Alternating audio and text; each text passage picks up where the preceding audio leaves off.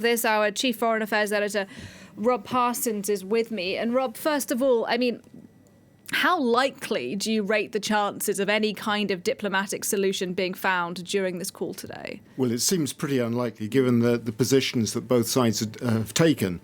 The Russians have made clear that, as far as they're concerned, there are red lines, and that the West, NATO, US, and others, has to back down on those red lines. In other words, it must say that Ukraine will never be a member of NATO, and it must say that NATO will never put its infrastructure into place inside Ukraine. NATO is never going to agree to that, as Joe Biden has made clear in the last few days. So they have two positions which are completely incompatible. The problem, though, for the Russians, I think, is it's very difficult for them to back down. Having put so many troops into position in the western part of Russia along the border with Ukraine, according to most accounts, between 90 and 100,000 troops, and a posture which suggests that they could be bringing more in by the end of January, putting the numbers up to about 175,000. To pull them back without actually having got something out of this posturing is well nigh impossible for Vladimir Putin. So he really cannot afford to back down unless he gets something in return. But what could that something be? That's really the problem, I think, at the moment. What he may be looking for is a promise, at least, for talks with the Americans further down the road, perhaps later in 2022, on the architecture of European security post-Cold War. Because what Vladimir Putin is most concerned about is the threat posed, whether we in the West consider it real or not, by NATO to Russia. If, for instance, the missiles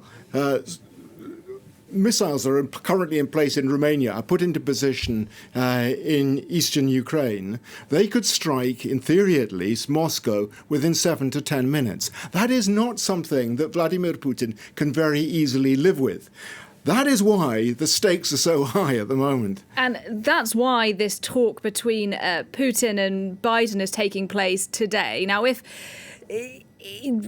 Biden appears unsuccessful in persuading Putin towards some kind of diplomatic negotiation here, what other options does Biden and indeed NATO now have to try and avert another full-scale war in the region? Yeah, both sides are in a bit of a bind here. Russia, for the reasons I've given, that they can't really afford to be seen to be backing down. Otherwise, it looks like bluster.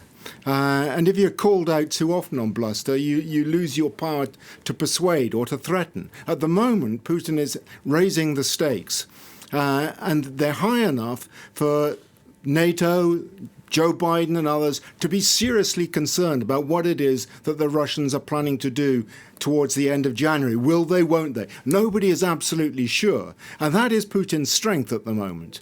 But Biden's in a not the similar position, but his position's not particularly strong either. He knows that he cannot prevent the Russians from launching an attack if that's what they decide to do. But he knows, too, that he's got to appear to be tough. He knows that domestically in the United States, unless he takes a tough stance, the Republicans will go after him.